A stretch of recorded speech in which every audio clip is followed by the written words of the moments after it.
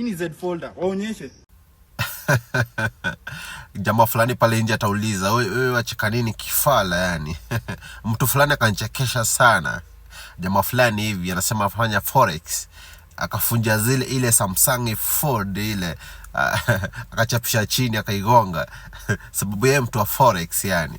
Sinaona. Sasa mimi nashindwa, ndio umegongesha hiyo simu sasa. Wewe ni mtu wa forex ndio. Sasa ukishagongesha then ifanyike nini? Ndio wewe ni wa forex, umegongesha simu, umetuonesha gari. So tufanye nini sasa?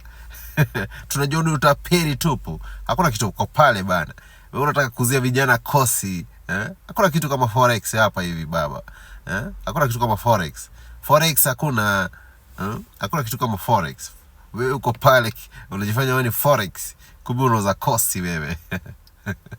Tunajua bana hizo maneno wewe, kwani wana sisi wajinga wewe. Hakuna forex hapa.